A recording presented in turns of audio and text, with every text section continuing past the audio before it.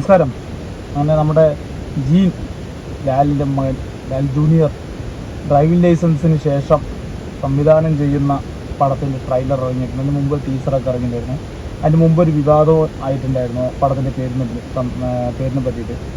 പടം വേറൊന്നുമല്ല, നടികർ എന്ന് പറഞ്ഞ പടം. നമ്മുടെ ടോവിനോ തോമസ് നായകനാകുന്ന ഷോബിൻ സാഹിർ എല്ലാവരും ഉണ്ടായത്.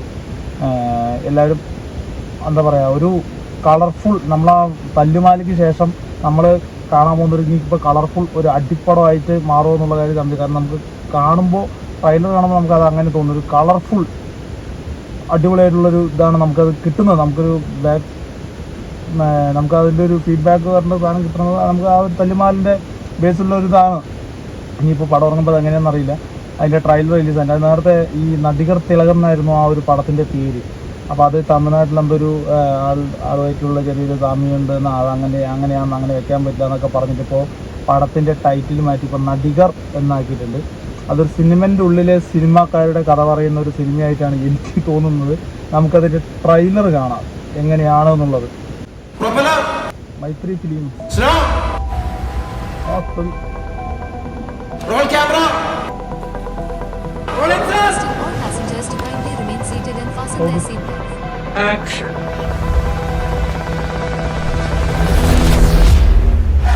പക്ഷെ സർക്കാർ ഈ തൊപ്പിയും കാക്കി അണിയിച്ച് എന്നെ ഇങ്ങോട്ട് കെട്ടിയെടുത്തിരിക്കുന്നത് എനിക്ക് മുമ്പ് വന്ന ചില ഊച്ചാളി പോലീസുകാരെ പോലെ സാറിന് ക്ഷൗരം ചെയ്യാനാണ്.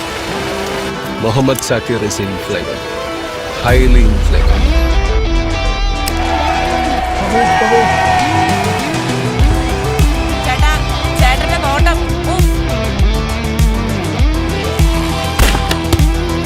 താങ്കൾ സെറ്റിലൊക്കെ വന്ന് അലമുണ്ടാക്കുന്ന ഒരാളാണെന്ന് പൊതുവെയുള്ള സംസാരം. എനിക്ക് തോന്നുന്നു ഫിലിമിൻ്റെ അകത്തുള്ള സിനിമാക്കാരുടെയും അല്ലെങ്കിൽ ഒരു നടൻ്റെയും കഥ പറയുന്ന ഒരു സിനിമയായിട്ടാണ് തോന്നുന്നത്. പക്ഷേ നമ്മളൊരു മൊത്തത്തിലൊരു കളർഫുൾ ഒരു ന്യൂജൻ ലെവലിലാണ് പടം കൊടുത്തിരിക്കുന്നത്. നമുക്ക് ഈ ട്രെയിലർ കാണുമ്പോൾ നമുക്ക് മനസ്സിലാവുന്നത്. പക്ഷേ ഇതൊരു ഒരു ന്യൂജൻ സരോജ് കുമാറിൻ്റെ കഥയാണോ ചോദിച്ചു കഴിഞ്ഞാൽ കണ്ടറിയാം നമുക്ക്. എന്തായാലും ഒരു സിനിമാ നടൻ്റെ ജീവിതത്തിൽ നടക്കുന്നതും അതിന് ചുറ്റിപ്പറ്റിയും ബേസ് ചെയ്തിട്ടുള്ളൊരു പടം ആവാനാണ് ചാൻസ് എന്നാണ് തോന്നുന്നത്. കാരണം ഒരാളുടെ ഉയർച്ചയും താഴ്ചയൊക്കെ കാണുന്നതാണ് നമ്മൾ ഈ സിനിമ എന്ന് പറഞ്ഞാൽ. ജീവിതത്തിലായാലും സിനിമയിലായാലും പെട്ടെന്നൊരു ഉയർച്ച പെട്ടെന്ന് താഴ്ച എന്നുള്ളത് എല്ലാവരും ജീവിതത്തിലുണ്ടാവും. പക്ഷേ നമുക്കത് പെട്ടെന്ന് എക്സ്പോസ് ആവാൻ നമുക്ക് സിനിമ ഇൻഡസ്ട്രിയിൽ നിൽക്കുന്ന ആൾക്കാരുടെ ഇത് നോക്കിയിട്ടാണ്.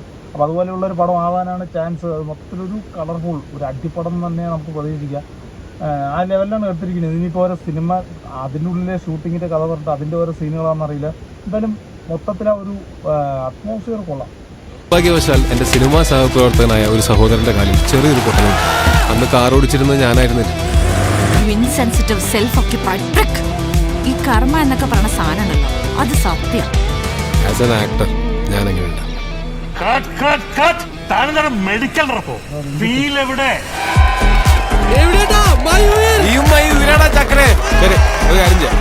ഞാൻ നാട്ടിൽ ചെന്നിട്ട് മാസ്റ്റർ ക്ലാസ് സബ്സ്ക്രൈബ് ചെയ്യാം, അല്ലാണ്ട് ആക്ടിംഗ് ഒക്കെ ആയിട്ട് പഠിക്കണോ? Good morning. ഞാൻ പഠിക്കാം.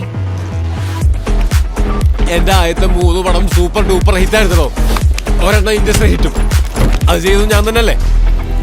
ആദ്യത്തെ 3 സൂപ്പറായിരുന്നു. താൻ എന്ന് സൂപ്പർ സ്റ്റാറായി അന്ന് തന്റെ പണി പാളി. ഈ സിനിമ എന്ന് പറയുന്നത് ഒരു ചരിത്രമാണ്. സ്റ്റാലിൻ സ്വാസ്കി, ബോളോസ്ക്വാസ്കി, ആശാമാരി തട്ടകം, അതൊരാൾക്കും ഡിലീറ്റ് ചെയ്യാൻ പറ്റില്ല. താൻ ഈ അടുത്തോളം ചെയ്തല്ല അവസാനമായിട്ട് അയ്യേ എന്താണ് സിംഹാസനം കണ്ടില്ലേ? എനിക്ക് അത് തന്നെയാണ് തോന്നുന്നത്. എന്തായാലും തൊഴിൽ പടമാണ്. നമ്മുടെ ഇപ്പോൾ ഉള്ള ന്യൂസിൽ എല്ലാ ആൾക്കാരും ഉണ്ട്.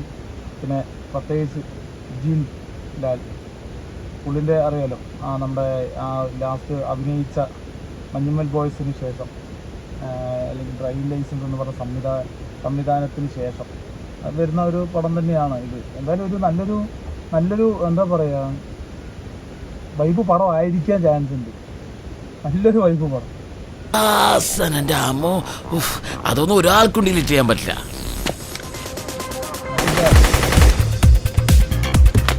പിന്നെ ചില സിനിമകളിലൊക്കെ ലാലേട്ടൻ വിരലുകൊണ്ട് അഭിനയിക്കുന്നു എന്നൊക്കെ പറഞ്ഞാൽ അങ്ങനത്തെ ഐറ്റംസ് ഇല്ല. അങ്ങനെ സ്കോപ്പുള്ള എന്തെങ്കിലും ഉണ്ടെങ്കിൽ പറയണം. ഇത് ഈ സീനിലല്ല, സ്കോപ്പ് വന്നിട്ടൊന്ന് പറഞ്ഞു.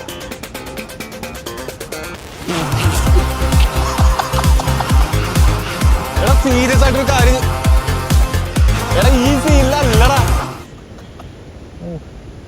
പടം 5 ഭാഷകളിലുണ്ട്. എന്തായാലും അപ്പം പാൻ ഇന്ത്യ എന്നുള്ള ലെവലിൽ തന്നെയാണ്. 5 ഭാഷ ഇട്ട് കഴിഞ്ഞ് പാൻ ഇന്ത്യ ആണല്ലോ നമ്മളുള്ളത്. അങ്ങനെയാണ്. എന്തായാലും വെയിറ്റിംഗ് ആണ്. എന്തായാലും ബാലുവൊക്കെ ഉണ്ട് അതിൽ, ജോയ് മാത്യു, അങ്ങനെയൊക്കെ കുറച്ച് രഞ്ജിത്ത്, മധു ബാലകൃഷ്ണൻ, ഇവരൊക്കെ ഡയറക്ടർ എന്നുള്ള ലെവലിൽ അങ്ങനെ തന്നെയാണ് തോന്നുന്നുണ്ട്. എന്തായാലും വരുന്ന ദിവസം നമുക്ക് മെയ് 3 പടം. മെയ് 1 നമ്മുടെ മലയാളി ഫ്രം ഇന്ത്യ, ഇപ്പോൾ മെയ് 3 നമ്മുടെ നദികർ പറഞ്ഞ പടം. എന്തായാലും രണ്ടും വെയിറ്റ് ചെയ്യുന്ന പടങ്ങൾ തന്നെയാണ്. മലയാളി ഫ്രം ഇന്ത്യ പറഞ്ഞ നിവിൻ പോളിയും ധ്യാൻ ശ്രീനിവാസനുമാണ്. പിന്നെ ഡിജോ അറിയാലോ, നമ്മുടെ ജനഗണമന ഇതൊക്കെ എടുത്ത ഡിജോ ആണ് പുള്ളി. എന്തായാലും അത് എല്ലാം നല്ല സംവിധായകന്മാരാണ്. എന്തായാലും നമ്മുടെ ഇപ്പോഴത്തെ മലയാള ഫിലിം ഇൻഡസ്ട്രി അല്ലെങ്കിൽ മലയാള സിനിമാ മേഖല ഇപ്പോൾ ഒന്ന് പൊങ്ങി വന്നുകൊണ്ടിരിക്കുകയാണ്.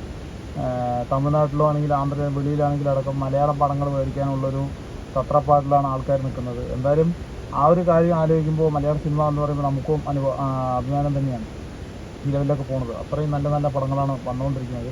ഈ പടങ്ങളെല്ലാം നല്ല പടങ്ങളാവട്ടെ, നല്ല രീതിയിൽ കളക്ട് ചെയ്യട്ടെ എന്ന് നമുക്ക് ആഗ്രഹിക്കാം. എന്തായാലും വെയിറ്റിംഗ് ഫോർ നദികർ